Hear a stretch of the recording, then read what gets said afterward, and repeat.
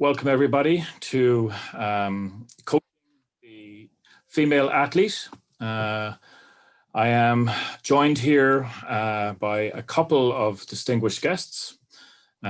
First up is Professor Deirdre Brennan. Deirdre is one of the most recognizable coaches in Irish basketball. She is one of the few female coaches that have coached at Irish Super League men's level, and she's also been heavily involved at a junior and senior ladies level as well. She is a professor of physical education and sport and lectures at Ulster University's School of Sport. I'm also joined by Esther Goldsmith. Esther works for the Sligo-based sports science company Oreco. She's a master's in sports science and works as part of the Oreco's female athlete team. Oreco are one of the world leaders in bioanalytics, and they currently work with clients across many of the world's professional leagues, including the NBA, and they're credited with being a major influence on the US Women's World Cup winning soccer team, particularly in the management of training loads based on menstrual cycles. And last, but by no means least, is Lisa Fallon. Lisa is a UEFA licensed coach who was the first female to ever coach a men's first team in Ireland. She has extensive experience managing and having played in the UK and has experience coaching both men's and women at the top level here in Ireland and in the UK.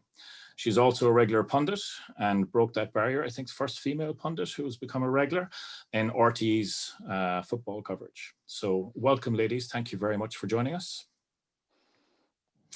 I'm going to kind of kick it off initially and say, let's talk a little bit about the difference between coaching men and women. And if I could direct that maybe to you, Lisa, first, and give me your thoughts on it.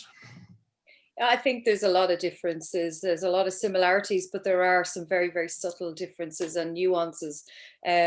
Certainly within the group dynamic, the psychology of dealing with male athletes and female athletes, the way you communicate with them can be slightly different. But the actual physicality of the game and the way you play the game is slightly different, depending on some of the things that would happen in men's football wouldn't necessarily happen in women's football. So there are some slight positional changes and little nuances like that you would have. But for me, the biggest difference really is the physical athlete. You have to treat a woman as a woman and not as a small man, as I've heard before. So they're two entirely different species.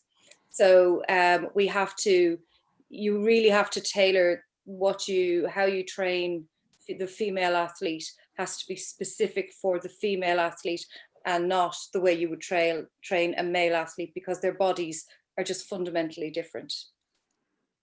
Okay. Deirdre? Yeah, I think I'll maybe draw attention to more of the sort of subtle differences maybe in the sort of the process, or the sort of more emotional and social side. I think in terms of differences between coaching males and females, I think, like Lisa says, there's massive similarities. That's the first thing. There's probably, to a degree, more similarities than there are differences, and the differences can be quite subtle, as Lisa said, and to a large degree, you can generalize and say there's certain tendencies. So I think confidence is one of the things that, in my experience, you'll see a difference of different sorts of confidence with males and females. I think females are more likely to question themselves from a confidence perspective. Men tend to have this sort of innate, more robust feelings of confidence, and maybe a little bit harder to knock than females. So I think that, from a coaching perspective, male and female coaches need to be sensitive to that. I think that females tend to be very hard on themselves. So we need to be very conscious of that in terms of the sorts of dealing with them on a one-to-one basis. That links then even to things like criticism, how they manage things like criticism. So with men, it could be a case of ego busting, whereas with women, you're sort of trying to rise them a little bit more. You're trying to boost the confidence because of those sorts of differences. And again, they're sort of broader generalizations, because you will always have women who have ego. It's not like women don't have ego, they do. But certainly I think the different levels of ego in coaching males is different to coaching females. So that can link then to just their coachability, is how coachable they are. I think my own experience as females are quite developmentally focused. They're very interested in feedback and in getting better. With my experience of coaching, certainly the more senior men, I would say it's a case of maybe a little bit more that I'll prove to you that I'm better than that. So it's more that they have the ego and they're going to try and prove you wrong. And that's not to say that they're all like that, but that would be some of the sort of experience that I would have with it. Esther, maybe you can, elaborate a little bit on some of the specific differences in training female athletes. Yeah, definitely. It goes, I guess, back to what Lisa was saying about women are not just kind of small men, which is a phrase that's often said in terms of looking at males and females in terms of sport. It's an interesting thing because it hasn't always been appreciated. So in the past, it hasn't always been kind of recognized that that's actually a thing. But we know, kind of looking at the science of it, that females are kind of anatomically different. We know that females have different kind of shaped pelvises. The angles of our hips are slightly different to males. We know that men and women have different kind of neurological control linked with different biomechanics, and therefore they've got different injury risks. And I guess one of the things that we look at the most is that they have different hormones. So primarily males have kind of a large concentration of testosterone, and whilst females have testosterone, they primarily have higher concentrations of estrogen and progesterone. And because these hormones travel in the blood, they can affect lots of different of our physiological systems. So they can affect the way we breathe, they can affect the way the heart beats, they can affect our brain. And so all of those things mean that the considerations when coaching females are completely different. We might be able to get to the same end goal, but the journey you've got to take to get there is very different. Okay. Are there some, specific topics, like I'm thinking the menstrual cycle, breast health, so in looking at training, coaching, training loads, that side of thing? Yeah. What would jump out at you? I think so. We look at the menstrual cycle a lot because it is, I guess that's the way these hormones present themselves. So estrogen and progesterone cycle in a 22 to 35 day kind of pattern. And the fluctuations in hormones can have a massive effect on our physiology, on different aspects of things such as of like sports or recovery, nutritional guidelines, metabolism, mood, those kind of things. So the menstrual cycle for us is like an underlying consideration that really needs to be thought about when working with female athletes, because it can affect their kind of everyday going, their training, it can affect their recovery, etc. Breast health is a really interesting one. It's something that one of my colleagues at St Mary's University in Twickenham does a lot of research around, because it can affect not just your physicality, but it can affect your mentality. Because if you feel uncomfortable, if you're not if you're in pain or you're not wearing the right sports bra, for example, that can affect how you feel. It can affect your confidence. So really, like, appreciating female athletes as females is a really massive thing to do, but it's not always done, which is kind of what we're here to change. Yeah, I know, and we'll get onto it a little bit later. Like I have the pleasure of coaching a very good and very involved young female Division 1 National League team here, and with some of the girls there would be an open conversation around like the menstrual cycle, and then with some of the younger ones it would never be broached. And I know as a coach it's not something that I have made part of my coaching methodology. I've kind of trusted my assistant coach to look after that side of it, rather than taking a bit more of an investment from my side. So I'm really kind of interested in this whole topic around how we can broach that and get into it, and we'll get onto that a little bit more. Lisa, we were talking a little bit earlier just before we kind of came on about specific injuries that you can kind of see in female athletes, and you kind of have to be aware of it. You unfortunately had, was it 2 ACL tears?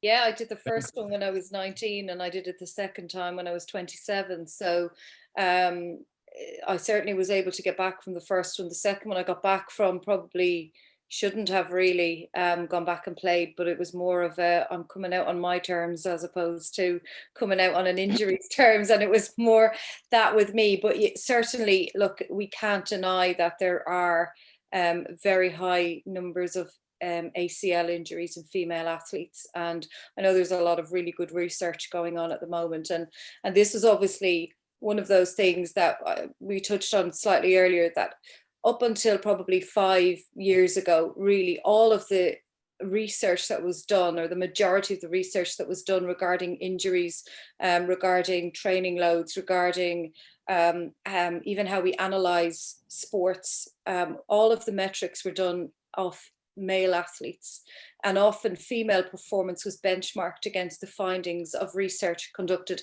on male athletes. And now over the last probably 5, maybe 10 years, but certainly in the last 5 years, we're starting to get research that is specific to the female athlete. And I think, you know, we will learn a lot more, but particularly when young girls are going through puberty and those body changes, is when athletes are so susceptible to those injuries. And often, and even I worked at Chelsea, and when I was at Chelsea, we used the Oracle, we use it there. So, and it was the first time that I, as a female coach, and I'll be honest about this, that I learned more in that space about my own body than I did ever before in the 33 years preceding that, when I was at, you know, in an age where I was menstruating as an athlete. So I learned more as a coach about my own body, which was really interesting for me, and that there are certain times of the month where we shouldn't be doing too many flexibility exercises with the female athlete, because you're stretching an already flexed and an already loosened up body due to hormones. And that education piece for me was so important. And as a coach, I really, for the first time, understood that it was my responsibility to go and educate myself about how to differentiate the training, so that I could provide a safe training environment for the female athlete, as opposed to just using the knowledge that I had built up in the 10 years whilst I worked in men's professional football. And it was a really, really important learning piece for me, as in my own personal development as a coach. Do I understand the female body enough? And do I understand the differences that are required at certain times of the month, even, in order to create the best learning environment and coaching environment and training environment for a female athlete as opposed to a male one? Okay. Deirdre, you kind of, you know, touched a little bit earlier on when we were talking about the differences between the male and female around the female psychology. Maybe you could elaborate a little bit more on that. Yeah, I think sort of even the motivations for girls to be engaged and involved and stick to retain themselves in sport have quite a strong social dimension to it, social emotional dimension. So they like being with others. They like that sense of team chemistry is really important to them, social chemistry and emotional chemistry. Whereas men tend to be much more focused on performance chemistry. So it doesn't matter if they don't like as much somebody else in the team, as long as they're all committed to the same goal and they're all going to pursue that. Whereas with girls, I think that social dimension is a little bit more complex. In the same way, if there's drama on the team, it's something that needs to be addressed. Otherwise, it could become a cancer. But I think that, you know, females are more likely to, you know, players to reach out, to want to do things like team bonding or stuff together as a group. Compared to males. So I do think that there are differences there, and it links back in just to, I suppose, the female psyche as such, you know, what motivates them to get involved in the first instance. And that's not to say that they're not highly competitive. I have 3 highly competitive daughters, but equally, there are other things that play an important part in them liking and enjoying their sport, regardless of the level that they play at. And I think it's important that coaches recognize that, because, you know, being a youth athlete or a sportswoman it's important that that's not all there is in life. It is important that there's more to their identity. It's, you know, it's great that that's part of their identity, but it's important that it's not everything to do with their identity, because that then can contribute to things to do with overload and training too much and putting too much of an emphasis on identifying themselves that way. So I do think there's differences that way, and maybe those differences are a little bit more obvious compared to men or coaching boys. I actually think, I certainly, in my own perspective, I think working with professional male athletes, I find that the identity piece is actually extremely strong for male athletes as well, that, you know, it can almost define everything about who they are. And that if, particularly in professional football, if a player goes from Ireland across to the UK and they don't get the, I mean, the percentage of players that actually get the second professional contract is so small, and the damage that that can do, that they effectively don't make it at the highest level, and how that can affect their identity and their psychology as well. And I think it's a really important piece that when you're working with athletes that pursue the highest level of the game, yes, it becomes very much all consuming, but it's really important that athletes, both at the amateur level, at the semi-professional level, at the social level, but also at the professional level, that they achieve balance in terms of their work and life and training and family setup. I think it's really important as a coach to try and look after that health piece and that well-being piece, that people, you know, who pursue it and can pursue it so relentlessly, and we, you know, we've all been there and we all do it and still do it, but it's really important to be people-centered and to understand the athlete as a person first, whether they're male or female, and to try and help them achieve that balance that can ultimately allow them not just to be identified by the sports piece, but also by having that identity outside of their sport and their training as well. Esther, we talked a little bit about training load, and I know that's a massive part of what our Echo do. It's one of the top consultancy firms in the world, and that's a topic that we obviously could go into for hours here. But is there any specific considerations that you could just highlight that people could be aware of and maybe do a bit more research on?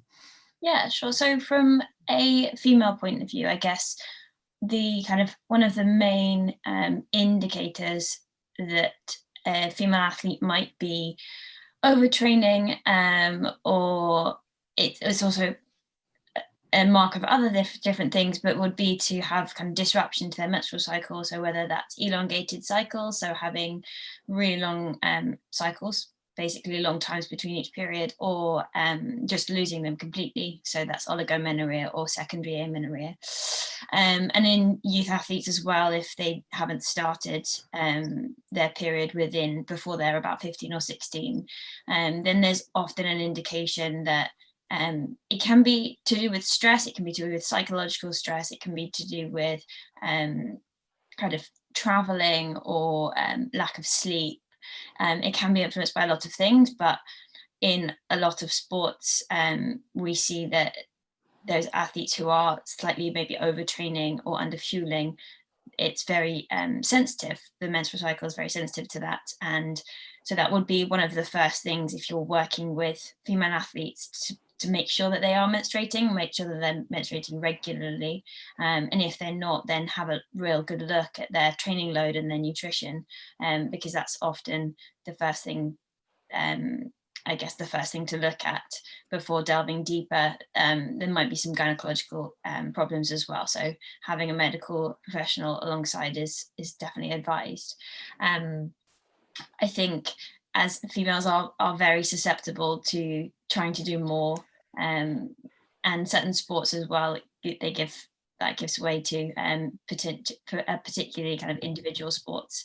I think sometimes in a team environment, of course, but we often see relative energy deficiencies in more individual sports or aesthetic-based sports, just because of the nature of them, or weight-cutting sports as well, so like rowing or boxing. So I think that's the biggest thing to look at from a kind of a more professional point of view, getting blood tests, getting regular blood tests is definitely advised. That's one of our that's our bread and butter. Orico work a lot in blood biomarkers. So looking at different biomarkers across a season can give an indication of whether you're adapting to your training load or not. But obviously we understand that not everyone has regular access to blood tests. So, but that would be like the next level up, definitely. Okay. I think we can all agree, that there are a lot of challenges that specifically face female athletes, and maybe we could now kind of broach on that and talk a little bit about your experience, both as, as a player and as a coach, along some of those challenges that you might have faced. Lisa, do you want to take this one first? Yeah, certainly. I mean, I think, the challenges are certainly there. I mean, even on a really fundamental level, I know that from even just sometimes sharing facilities. So if you use dressing rooms that are more often used by male teams, and so are there sanitary bins in the toilets?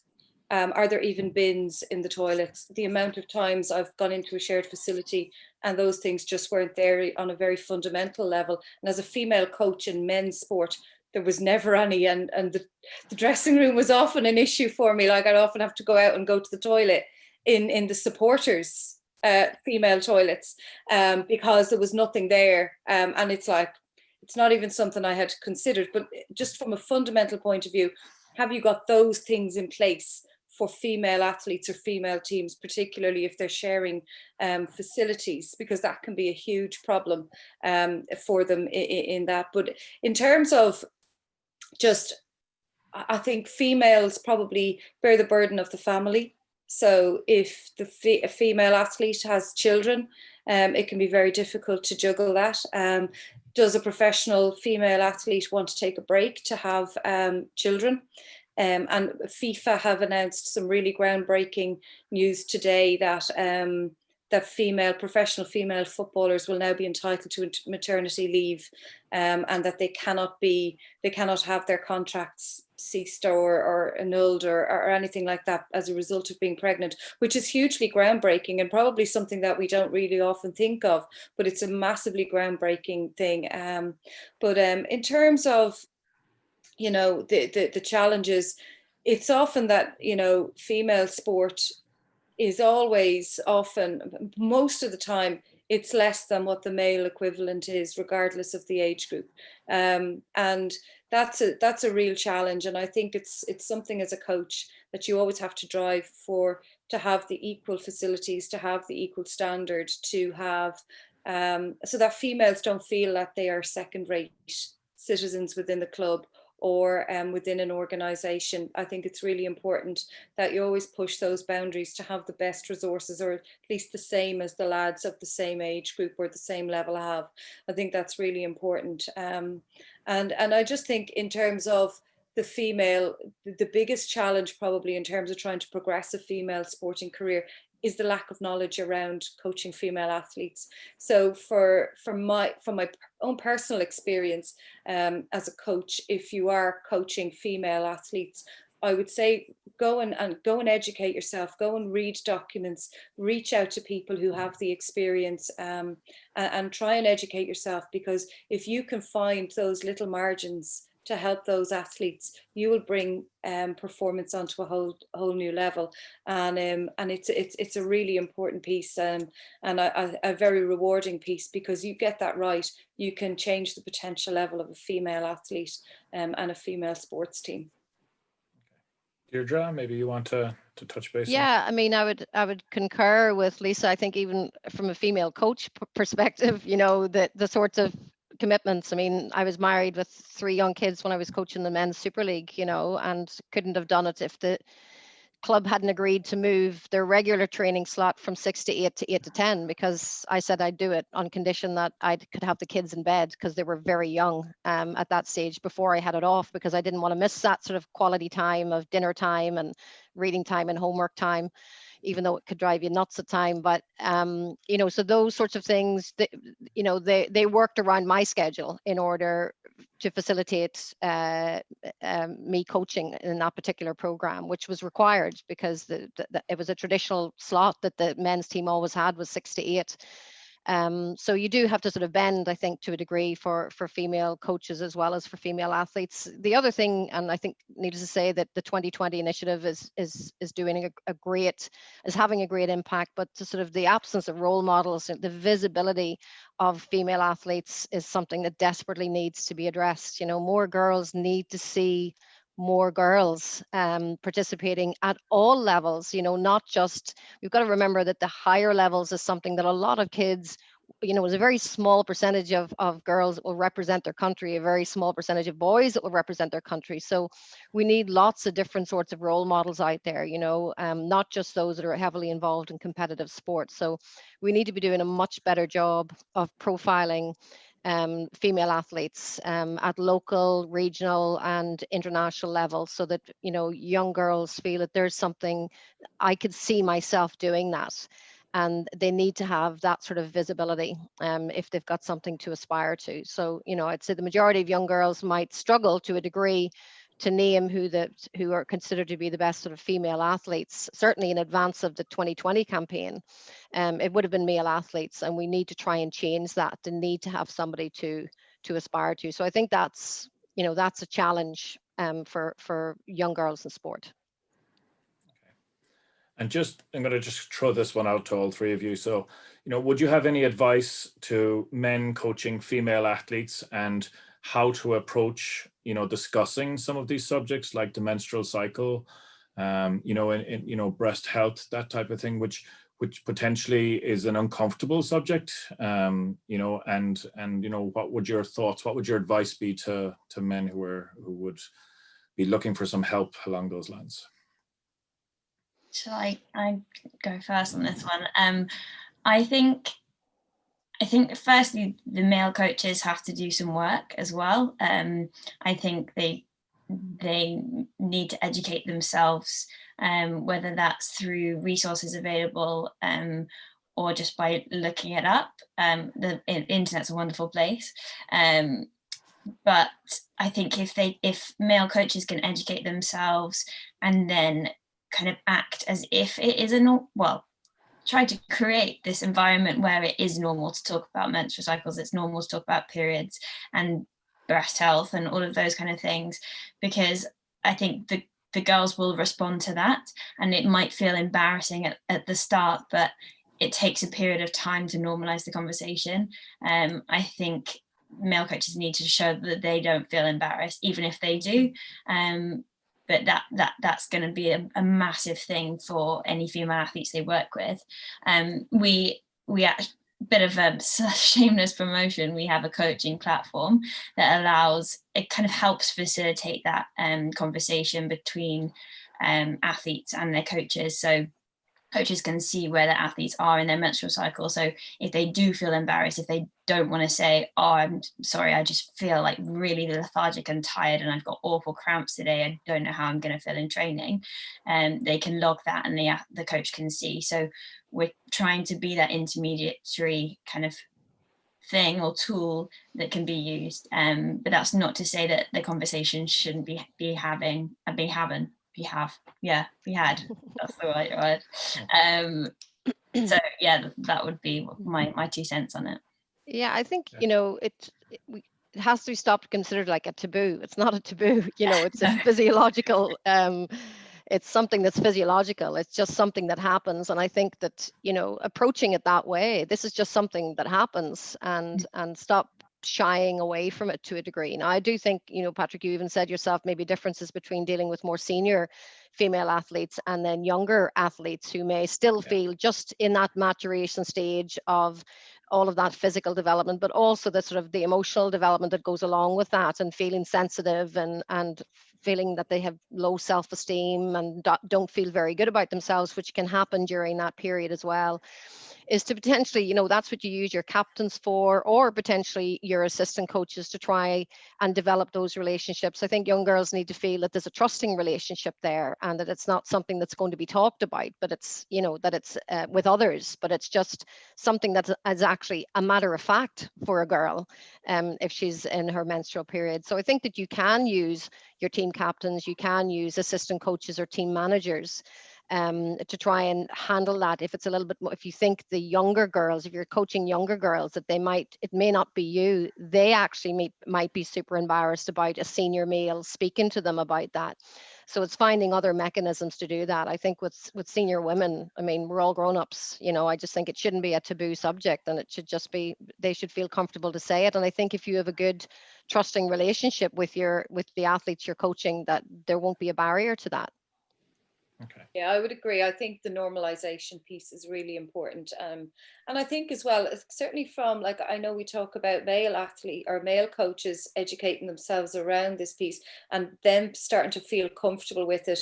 And at least if you have the understanding of it, you have a better opportunity of thinking about it and considering it in how you motivate a player, or how you deal with a player, or how you periodize their training loads at different times of the month. But I think as a female, don't assume that you do that just because you're female. Educate yourself too. Have a look and see, is there information out there that you hadn't considered before? And don't just, as a female coach, assume that because you're female, you get it and you understand it.